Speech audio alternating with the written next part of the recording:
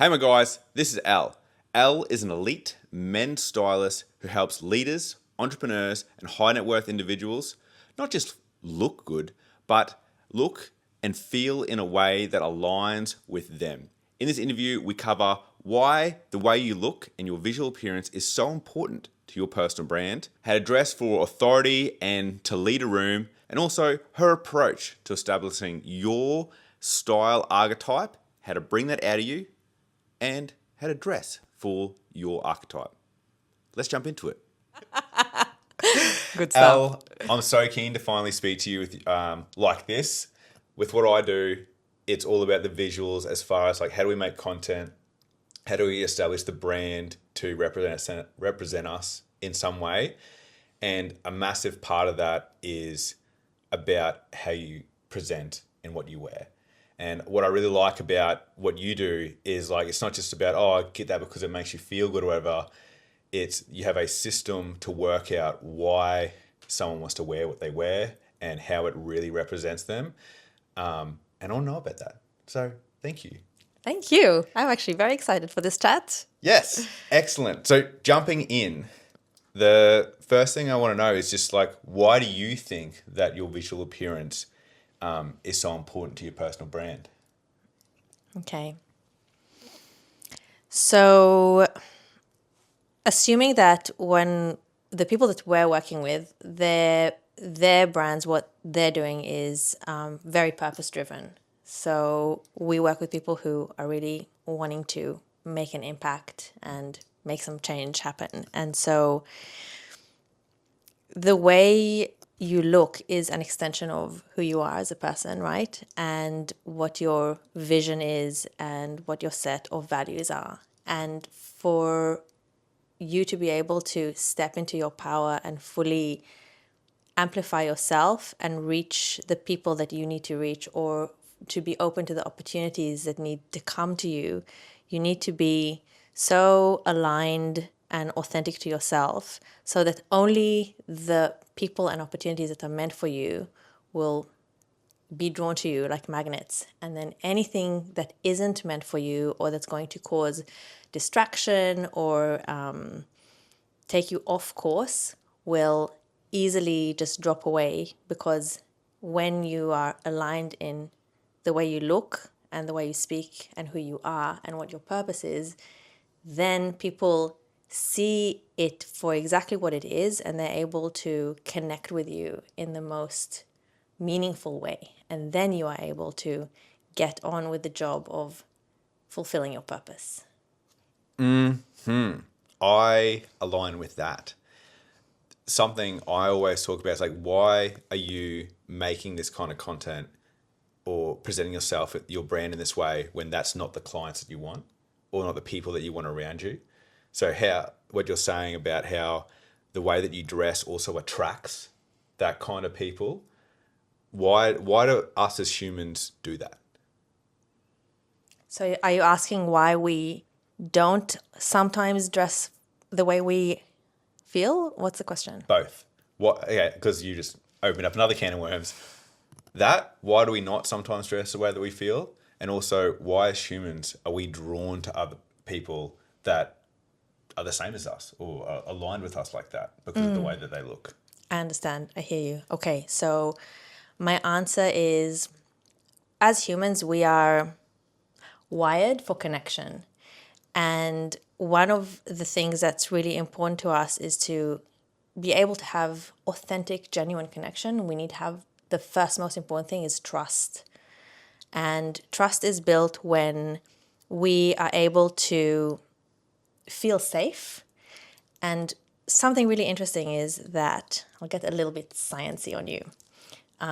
In our primal minds, how we would operate is we're hunters and gatherers, we're out in the field, in the plains, and we have a split second to decide whether we are in a situation where we are in danger or not. Are we safe or are we not? And if we're not safe and we're in danger, what that means to us is death. Mm-hmm. So now we have an opportunity to run for our lives or fight. And that's where fight or flight comes from. So fast forward to humans in the modern world, we have the same primal instinct of having a really quick moment to decide whether we're safe or not. But what we're facing rather than a mammoth or a leopard is another person. And we need to decide whether we trust this person, whether we want to work with them, whether they're aligned with our values, political views, sexual preferences, anything. And if how you're presenting isn't aligned with who you are, that instantly sets off my little alarm bells and my red flags. And it's telling me, I'm not sure about this person. Something here is off. There's an incongruence. And so I need to figure out who you are. But when you are completely aligned and what I see is what I get, and your words and actions and body language and look match, then I'm like, oh, instant trust. What I see is what I get. I like you. I trust you. I want to work with you. I want to play with you. I want you to mind my kids. I want to do business with you, any of that. And so that's why we're attracted to people that we don't have to do the second guessing with. Mm-hmm.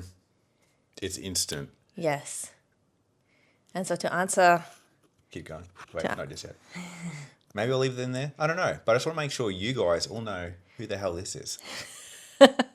Where's my crown? Yeah. And then the second question you ask is, why do we sometimes not dress as who we are? Because why would we not want that? Because that all makes so much sense to me. And I'm sure you explain that to anyone and they go, yeah, of course. But why do we sometimes not do that? Yeah. So a couple of reasons. One, often we just don't know how to. So there is actually a lot of effort that goes into how do I present myself in a way that looks like me. And because you have a creative mind and you're a very confident person, you naturally just dress like who you are. But for a lot of people, they don't have the skills to be able to translate who they are to how they look. And that's where we come into the picture. But the other reason that people don't dress as they are is because society tells us what is acceptable, what is fashionable, what is trendy, what is appropriate. And we're constantly overthinking, how should I be so that other people see me a certain way? Or how should I be so that I fit into this situation? Or how should I dress to follow this trend or this societal norm? And then we lose sense of ourselves and we just start dressing in a way that is removed from our identity, but we think we're fitting in because this is what everyone else is doing or this is what society dictates to us. Mm-hmm. So it's like that societal game theory of like, I think you want to see this, so I'm going to do that. But then that person actually just wants to see us for who we are because now you've misrepresented who you actually are when I get to know you. And then it all just doesn't work when you do that. So you're better off just being yourself. And that doesn't mean, sometimes people I think being yourself means, oh, so it means I get to be a slob, or that means I get to be like uber weird just because that doesn't mean any of that. It's just like, who are you here? That's being yourself, not necessarily being yourself as in like, oh, it means just let your guard down or don't be authentic,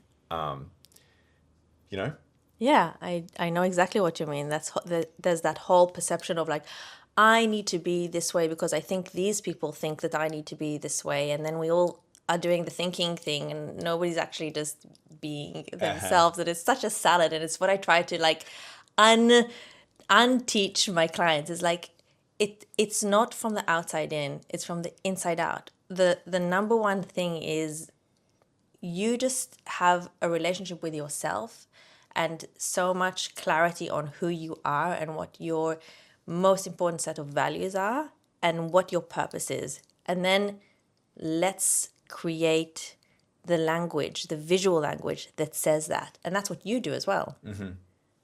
Even on my side as a content, if I'm a very sort of confident and out there and in your face and contrasty kind of person. So that's how I portray myself online because I also want people that gravitate to that or want a little piece of that in their very refined and non-contrasty kind of light. They want a bit of that edge. And then when there's other creators where it's like they are smooth. They are, if we're using just verbs, is it verbs? What's the describing verb? Me no English. Me start I think speaking it's as a verb. is a verb or adjective? Maybe. I think it's an adjective. As you can tell, I'm highly educated. English is my first language. Damn, I'm coming apart. Hang on. Stop it. Your Such a gut education laugh. is dropping. Such a gut laugh that the belt even come off. But like someone that a creator that you might describe as smooth or polished or whatever, someone would want them who is more like me. Where they might be a bit more contrasty and edgy, and they need or want to be portrayed as a bit more polished, and that's why you would get them. What I want to know is, doing what you do, give me an example, like a real life example of how this has worked and who you've worked with that's worked on. Okay. So the main people I work with are men who are business owners, successful entrepreneurs who often are the face of their own business, and they have public speaking opportunities, they're educators, they're leaders, mindset leaders in their field. And my favorite example for this specific one, because it's so quantifiable, is my client Tim. And Tim is a brilliant, creative business coach, but he's more than a business coach. Anyway, I won't bore you with the details, but he does a lot of speaking, educating, and he has rooms full of people who come to listen to him and to gain his knowledge. And what he used to look like before I worked with him was a banker. Mm-hmm. So very, very classic, simple clothing. I call it the uniform. It's the banker uniform. So black or blue suit, check shirt, glasses, very clean cut, shaven. And what he was representing was something that was so opposite from his creativity. Mm-hmm. He's such an outside of the box thinker. And what would happen was he would go and speak in front of rooms full of people, and at the end of the presentation, nobody would engage with him. Mm-hmm. And he said to me, people would say that he came across really arrogant and standoffish and very unapproachable. When you meet this person, he's so like warm and earthy and so approachable. So they were saying from his appearance, that's how he appeared, as unapproachable. Yes. So yeah, they would feel very intimidated to go up and speak to him at the end of a presentation. Mm-hmm. And then we restyled him, and his profile was natural, creative, and classic. So there was an element of what he had before, but it was probably the lowest part of his archetype, whereas the main primary parts of his archetype were actually creative and natural, which is very unusual combinations of ways to dress with down-to-earth, approachable, very sort of practical way of dressing. Mm-hmm. So you would be natural and creative, but natural is kind of more practical. Anyway. We'll get into the archetypes very soon. We will get there. Once we did his styling, we changed everything. We changed his hair, his facial hair, eyewear, clothing, shoes, the lot. And he started presenting, and at the end of a presentation, people flocked to him like flies to shit. Wait, like bees to honey. I don't know, whichever one works better. We are Australian. Flies to shit. Flies to shit works. And there is no rules. If you want to swear on my content, let it out. Okay, because great. The good Lord knows I do. The good Lord and I are not on speaking terms based on my language.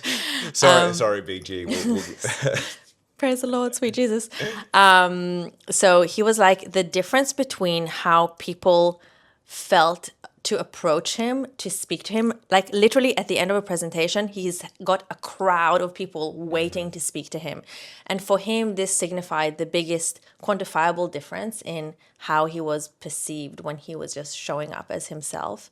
And what a huge dissonance there was between how he was showing up before to his true character. And that is critical for someone in his line of work where he's coaching people. So he needs to be approachable, and he also needs to be seen as a creative. So if you're a creative problem solver and someone who thinks outside of the box, but you look just like Someone in the box. exactly the most boxed in possible. I have the squarest sides possible. You're just not presenting or representing your set of ideas, your way of thinking, your values. None of that was aligned. And his business has pivoted so much since, because not only is he approached more, but also he has broken his own mold and been able to start seeing himself as who he really is. And now his business has taken a whole new kind of soulful direction, which is beautiful. He's still a business coach, but he speaks to it from a much more creative aspect. Why did he dress in that way, in the way that he used to dress? Because he was speaking to people in corporate. And so he thought, again, this is like the perception thing, Exactly. right? So he thought he needed to dress like the people in the room, but actually the people in the room wanted him for the fact that he had different ideas and a different way of thinking, but he was trying to fit in with them. And fitting in isn't always how we are going to be the most impactful. In fact, standing out and being different is how we really make our mark. The part of like these people, especially like in a business sense, and where people are engaging with you and your brand, there's a way to talk to your aligned and like your archetype, but then the biggest money or the biggest opportunities I've found is speaking to your opposite archetype, because they can already look and do and think the way that you do. So why do they need any piece of you? Whereas if you are this outside of the box, and when I say outside of their box, they want a piece of you and what is your different inside there. So like you need to lean in and talk to those opposite archetypes because they want that part of you, that uniqueness. Yes, 100%. Even though it can be quite confronting, because you know, until you break that perception of yourself that you have to be like a certain type of way to be accepted by certain types of people, I'll rephrase that one.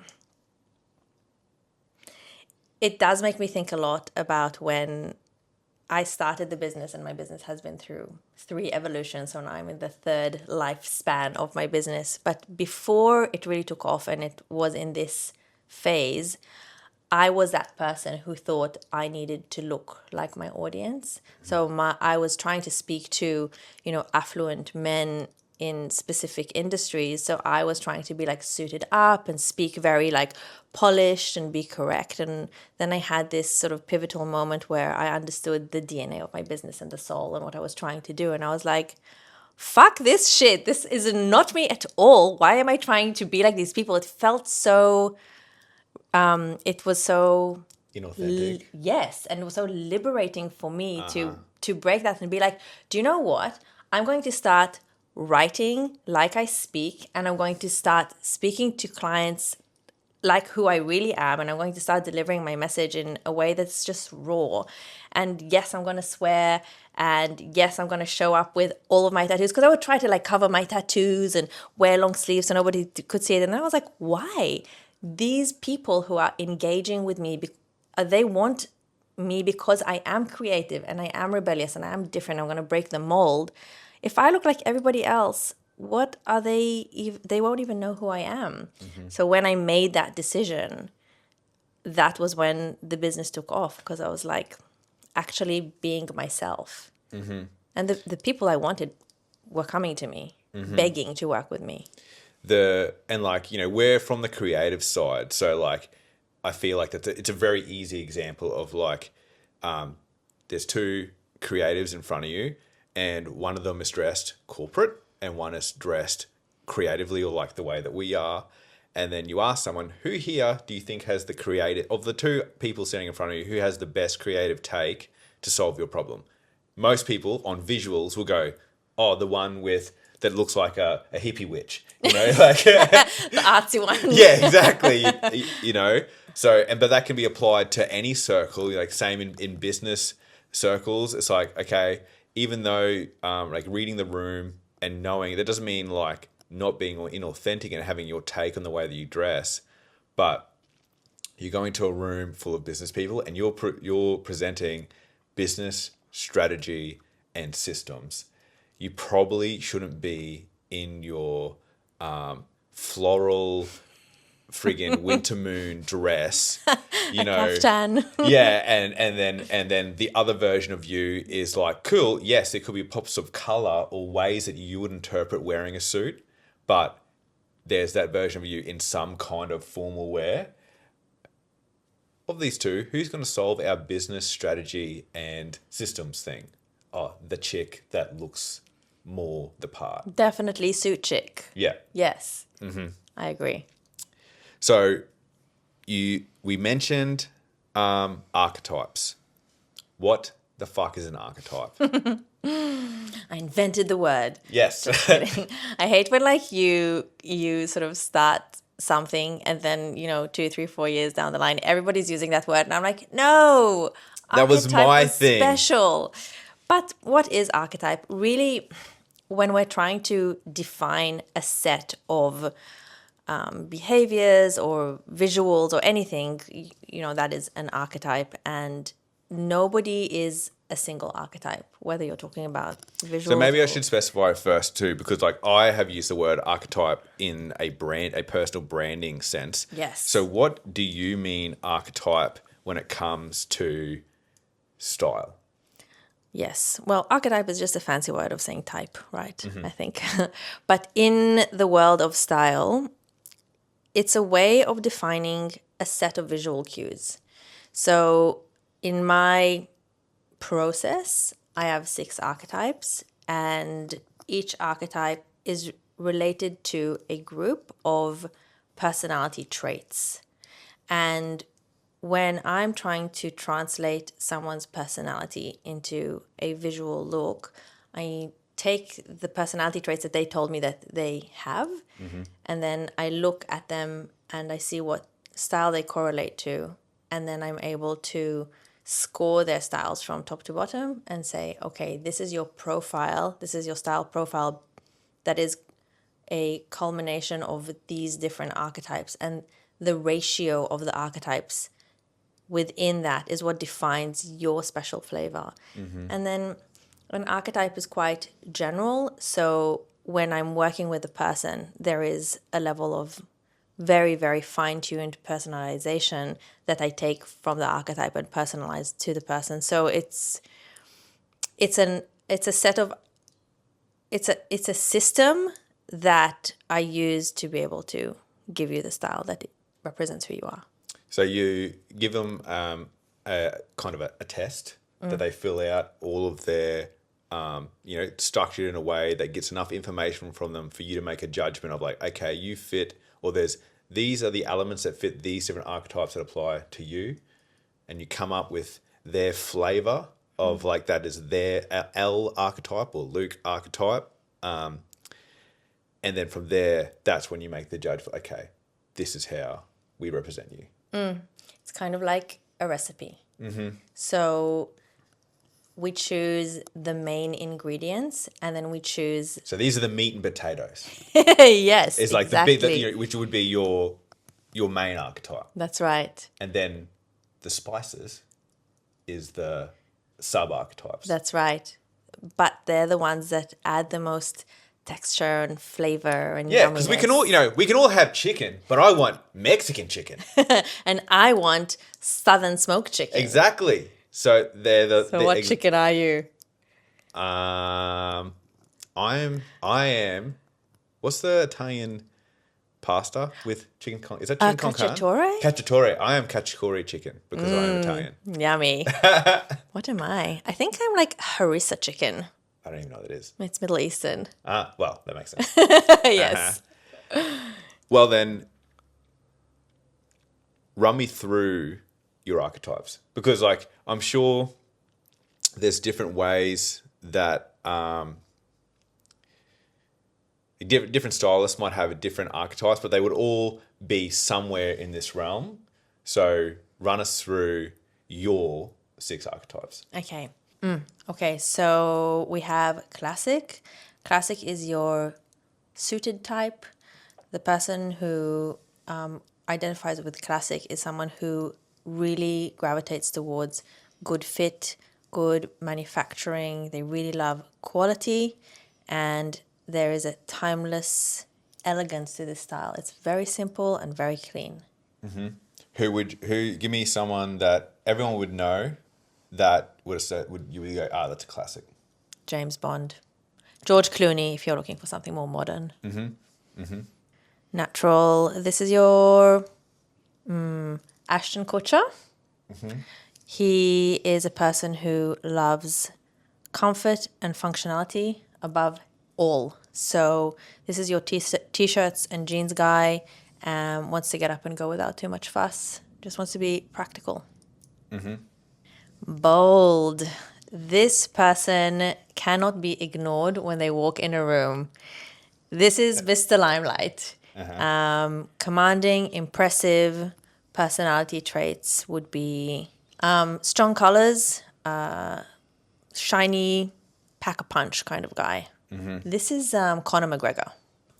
Is there someone more bolder than him? Because I can see sometimes there's very much him, but he does also have a lot of classic. He can be a very well dressed man, whereas I reckon someone like Prince. Oh, I would go. He's bold. so Prince is bold, creative, and Conor McGregor is classic bold.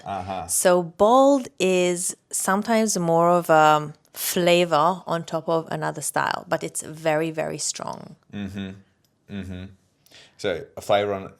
What did you say Conor was? Classic. Yeah, so Bold. he would be. Yes. So he's like tailored. So he'll wear suits, but in very bold colors. Yes. Whereas Prince is wearing like furs and necklaces and hats. So he's creative, but in very strong colors. So you are identifying the color element, and that is a very strong profile. So people will always notice a bold person walking in the room. Yeah, very architectural. Creative, my fave. Creative is the person who does things differently. The creative thinkers, they think differently, and the style looks like the type of person that can pull something off that nobody else can. So it's a mix of vintage with designer, different textures. It's a very inspiring and imaginative style. Who would you say someone knows as a creative? Johnny Depp is creative for sure. Johnny Depp is actually creative rebellious.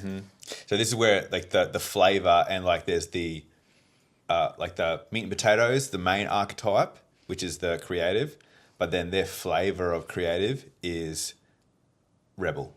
That's right. Whereas did you say Prince was creative, but his flavor of creative is bold? Yes. Exactly. Rebellious, also one of my favorites, obviously because I identify with these guys. The rebel is the person who just wants to break all the rules. The creative wants to bend the rules, but the rebel wants to break the rules. He's dark, he's provocative, confrontational. This is your military boots, cargo pants, graphic black tees with skulls. I'm going like all the way deep rebellious, but rebellious can also look different. But in general, it's a very dark, moody kind of style. It can also be very, very sharp. So if you're like bold rebellious, it can be like... If we look up over there, we'll see one in our thoughts. Do you know, I think that Lenny Kravitz is like a creative rebellious, for example. I'm just trying to think of someone who's like wearing all black, but it's like... Okay, give an example. Like the first thing that comes to mind for me is like a bikie, but maybe someone who is this really traditional rebel that people would know. I can give you a character. Okay. Actually, which is a bikie. Old mate from... Was it Sons of Anarchy? Like yes. those guys? Yes. Yeah. What's his name? Charlie I Hunnam. haven't watched it, but like I know the guys. Yes. Okay, so it's Charlie Hunnam in Kings of Anarchy. Is that Sons what of Anarchy. Sons of Anarchy. Yeah. Okay. Cool. He's a rebel. Romantic. This is your fun, sweet, light style. So it's playful. Usually the romantic, again, he can be a main archetype, but what he does is he adds usually a flavor to the other archetype. So romantic usually sits somewhere in the third, fourth, fifth archetype, and he adds a softness or a playfulness to another style. So he's like a great supporter, whereas classic and natural are more pillars of style. So you could be like a classic, but the kind of suits that you wear, they are polka dot or Yes. they're floral or something like that. Yes. Whereas if it was a bold classic, there wouldn't be patterns, but it would be all pink. Yeah, So- very strong color. Or just more blocky colors rather than necessarily a pattern. Yes. So romantic, let me go back to the beginning on romantic. So romantic is a light and playful style, and it speaks to people who have a softness and a sweetness to them. So it will have elements like botanical prints, polka dot, floral, and soft colors like pinks and light greens and soft fabrics. So it adds an element of softness to other styles. Didn't even think about like fabrics as part of it. Like a rebel would be leathers or harder fabrics typically, whereas romantic would be soft pattern. Yes, like that's like, you know, silk there's and- so you could get so nuanced on each piece of clothing or how someone dress. Yes. But like it's not just what they wear, but the weight of what they wear is another thing, you know, another part of it. Yes. Actually, it is a really critical part of each style, but I had to like keep it short. For example, the natural guy like you, for example, probably prefers linen, cotton, things that are cool on the body, comfortable and easy to wash and wear, because a natural person by definition doesn't want to fuck around with like dry clean and stuff you have to iron every time. If you have to iron it, you're going to be like, nah, I'm just not going to wear it. So you never pull it out. But if it's a t-shirt that you can chuck in the wash, chuck in the dryer and then put it straight on, you're like, yep, that's me. That's it. That's the 6 styles. Is that it? Is that all of them? Yeah. Don't click. Stop clicking. Look at that. They went so fast. Good. No, What happens when you don't ramble? that was concise. We joked before because Elle has a way of drifting sometimes. We're like, okay, we need to keep this shit concise for all you guys that have attention spans of 30 seconds. That's what we're doing. We're keeping it short and concise. Yeah, I go on little side quests. Okay, so we'll go over it really quickly again. So they're the different archetypes, and then we understand that you do a small test, like a thing where they give you information about them, and then you take that and you work out what their archetype is. What do you do from there? There is a level of fine tuning. So I will receive all the information from the client and then I analyze it. And the way I explain it is I present them with the first draft of what that looks like.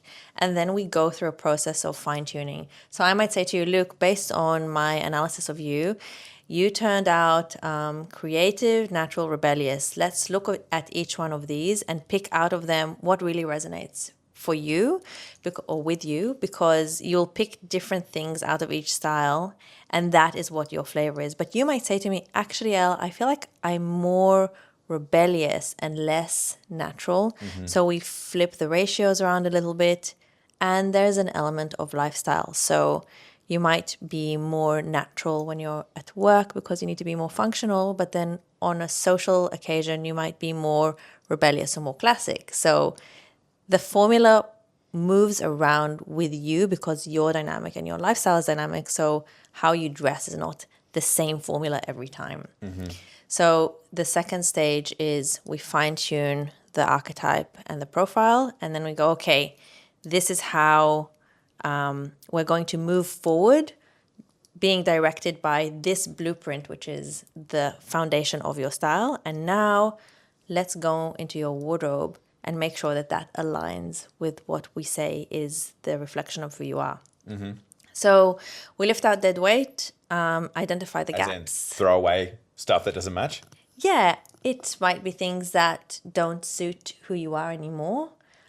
People I work with often have had a really pivotal change in their life. So it might be career, it might be a change in a relationship, it might be huge weight loss, or it might just be like a big birthday number, like 40, 50, 60, whatever. And they're like, I just feel like when I open my wardrobe, that doesn't look like or feel like me anymore. And so we need to take out everything that doesn't align with who you are, because I want your wardrobe to be so aligned perfectly that when you open it, everything in there suits your personality, suits your lifestyle, and fits you correctly. So let's remove the dead weight, and then we can see what's left, and then we can also see what's needed to fill the gaps. And then I go and curate a collection for you based on that. So I plan everything, and I make sure I select things that are, again, super specifically aligned to you and your style. And then I present it to you, and we put together outfits, choose what feels great, fit it obviously to whatever budget you set to it. And then we put it into your wardrobe, and it all works with everything that is already in your wardrobe as well. It's really important to me that I don't just throw stuff away for no reason. So we're going into this process with a very almost like an intellectual point of view. We have our profile, so we know what we're looking for, and we know what doesn't align. And I'm not just going to be like, oh, I don't like this, so this has got to go. That's what I really liked about what really like caught my eye when I first met you, is that it's like it's intentional. It's not just like, oh, how do I feel about this, or how do I feel about it? Like, I know there's an element of that, but there's like, we're doing this with a purpose. Just because you think that you like that, that is, I guarantee you, in a week, you're not. It's not going to fit with everything else. It's not going to fit with you and who you've said you are. So being intentional with why you do things. Yes, exactly. My method is so specific and so intentional. And when I go through it with you as my client and I teach you, it empowers you, because, well, it's horrible for my business because it means that you don't have to ever come back to me. But I give you the knowledge to fully understand the why behind your style, so that when you're going out to make selections for yourself, you know what you're looking for and you know why you're looking for it. Because you're like, I love this black t-shirt because it's black, so it's a bit rebellious and it kind of defies the rules, but it also cotton, so it fits my natural lifestyle and it's going to help me move through my day with ease. And it also has this really weird little print on it, which makes it different and creative. And that's why I love it for me. But when I look at this t-shirt that's pink and floral, even though the fashion magazine told me that this is what's trendy this season, I'm not going to pick that because I'm not romantic and it doesn't suit my personality. So when you understand that fully and you can embody it, it really liberates you and it releases you from the shackles of being at the mercy of fashion. If fashion happens to suit your archetype at this moment, please go ahead and use that and take advantage of it. But if it's just fashionable but it doesn't suit you, don't go there, because it doesn't have longevity. Something you said too that just sparked a thought previously was how, like, and it made me think about, you could be different archetypes at different stages of your life, but it could be, so like when you're younger, you're a natural, say a natural creative, right? But then once you turn 50 or you start looking more seasoned, you become a classic creative, where you go from being, loose fitting or whatever to being more formally kind of dressed because you're in a different era of your life. Yeah? Does that sort of apply? Like the different ages even? I feel like in relation to archetype preferences, usually what happens is as people get older, they tend to like things to be more comfortable. So the other way. So natural tends to rise up into the more primary style. But if you are true to yourself, I find that people don't change their archetypes that much, because who you are to your core, like your personality and your identity, tends to be the same. But in different areas of your lifestyle, that changes. So you look in this timeline, you're the same person, but you have different things that you need to do in your life. So right now we're sitting together in an interview, but later you're going to go to the gym and maybe you're going to go out with some boys to whatever bar. And so in those lifestyle categories, your style kind of changes formula a little bit to suit the occasion that you're attending. Makes sense. What's the number one thing that men get wrong when they're deciding how to dress? Fit. Fit is king. I find that most people actually, but most men wear things that are 2 sizes too big often. And so... Which the oversized look is a thing. However, this isn't doing it for an oversized look. It's just the wrong fucking size for you. I do love a bit of an oversize. But it's so interesting. Most people I work with don't understand what good fit is. So when you're choosing clothes, you want to be comfortable. So you're buying something that isn't going to feel any type of way that's constricting or whatever.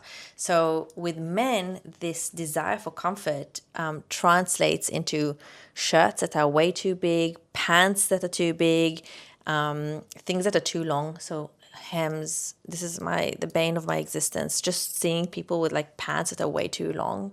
Such a daggy look and so unnecessary. And so one of the number one things that I teach people is most of the time when you buy off the rack, the vast majority of people need to have some alteration done depending on your body type.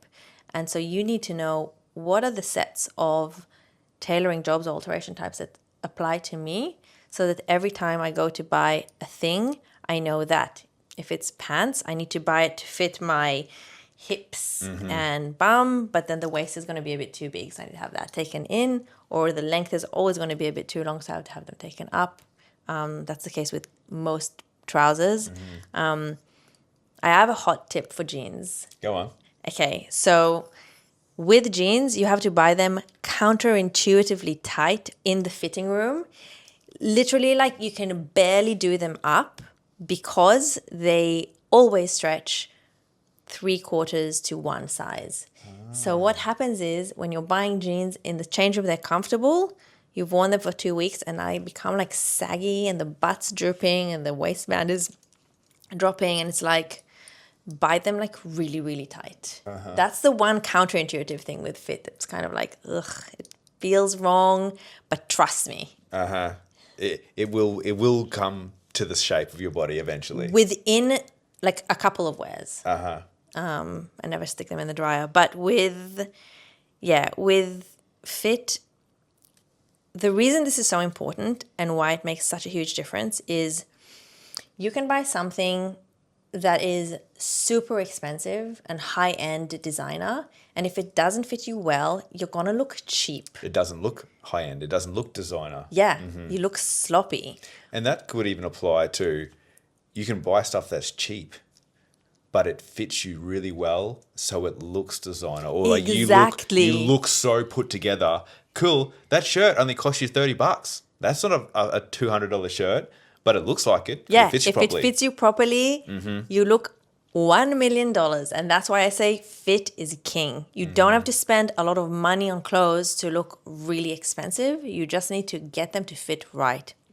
There's so many resources online to understand good fit, but I think the best way to get it is to have it done in person so that you can see where you're going wrong and how you can fix it to get it right.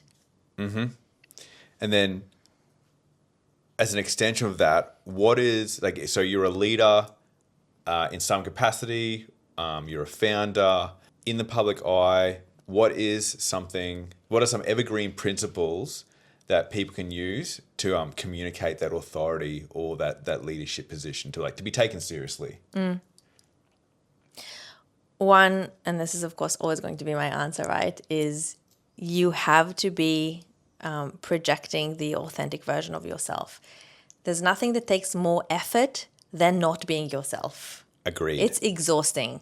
So number one, just be yourself, because then you're instantly so natural and comfortable and exude this quiet confidence that you cannot make that shit up. And we're energetic beings, like we pick up on that vibe.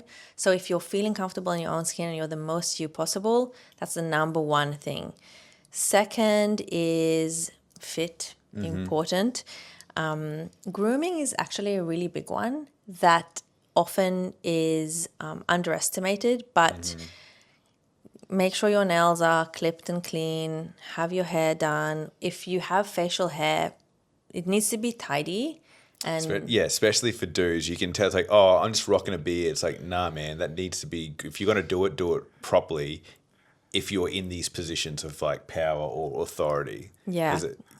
Unkept facial hair. And, even how you're saying like nails, anything that looks like immediate kind of grime or not right, authority. It might not be completely lost, but a level of authority is lost. yeah, it's a But bit it's so grubby. simple. Like it's not even a hard thing to do.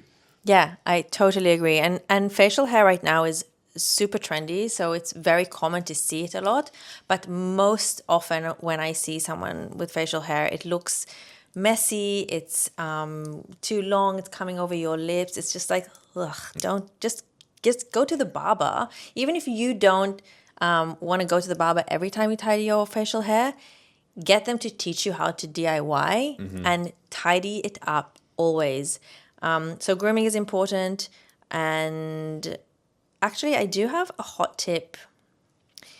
It kind of defies a little bit what I say, because I'm kind of like, be yourself. And if yourself doesn't feel good in suits, then I'm kind of contradicting myself. But for the sake of this exercise, wearing clothing that is tailored and suiting, or even a blazer, or if you're wearing jeans and a t-shirt and you throw a blazer over the top, that can instantly sharpen up your look. A blazer isn't necessarily a suit jacket, so a blazer is a bit more casual, so it might be made of linen or cotton. Well, we're talking authority here, so like if you're wanting to project that, that could be something that adds to your authority figure or your leadership figure. And we don't have enough time in this conversation, but we did speak about before on like, this is to maximize it so that people on full visual appearances take you seriously or give you that level of authority. But if you want to come across as perhaps a little bit less authority than you want and play the game theory of them and be underestimated, you could just go full authentic and not do the blazer and that kind of thing. But that's for another conversation. We'll get into the psychology of it a different time. So fit, grooming, authentic self, and Suit up. To some degree, depending on what you're doing. Have you watched Have You Met Your Mother? Oh, How I Met Your Mother? Ages ago, yes. Why? It's an oldie but goodie, but there's a character in there called Barney, and he always wears suits. I don't remember what industry he's in, but his tagline is "Suit up." So that's one, and high contrast. So if you're wearing light colors and dark colors at the same time, that instantly switches on your authority. So dark jacket over light shirt, as an example. Is there anything in the pipeline that you're excited about, that you're working on coming up? Yeah. That's beyond my usual work. I'm actually going to start a campaign. Start a campaign? What do you mean? A campaign as in like advertising, which is something cool. I have not had to do in my business so far. And I'm kind of like, all right, let's do it. And that's something confronting that is not in my comfort zone. So that's exciting for me. Yeah. That's sick. I'm so keen to see how that goes. Because the reason I really like what Elle does is that she comes across so authentic in her personal brand. So I think when you do run your advertising, as long as the creatives match what they see when they rock up to your social media or your website, and you in person, I think it's going to have good effect. Oh, thank you. Here goes. Do you want to know what the tagline of the campaign is, or the vibe? Go on. I'll tell you. It's because I can see you want to tell me. I want to tell you. Let's see if you like it. So basically, it is personal styling for men who run their empires but look like peasants. Love it. Do you? Yes. I think, I don't know, I love the first part of it. I think the peasant part, you could maybe throw it in there in content. But I think having that as the full tagline, the last bit I reckon will lose you credibility. Do you think? Are you a man that, say it again for me? We're going to play with all different variations of it. So for example, the client that I have just engaged with, he's like, my wife calls me the poorest looking rich man. And this is basically like the majority of my clients. People are like really successful, but just look and feel daggy. So it's any variation of that, but it's playing on that whole like men who run their empires, but look poor or look like peasants, or for kings who look like peasants, you know, that sort of area. You can cut all of this out. No. Oh, come on. I feel so exposed now. I really love it. I think that's right. And I think people will really resonate with that when they think of like, this is who I want to be, but I don't feel like that. Yeah. So I think that it hits the nail on the head, and especially for the way of what you do, like it aligns perfectly. And you know what, Luke? This is in line with like speaking to the exact person you want to work with.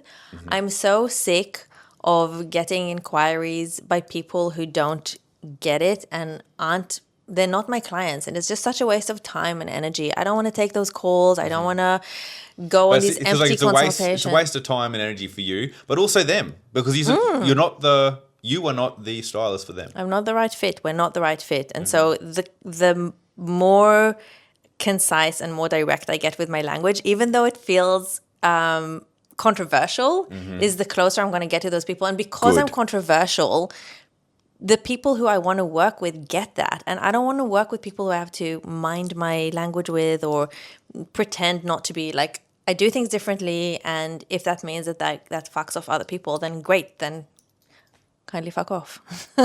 Absolutely.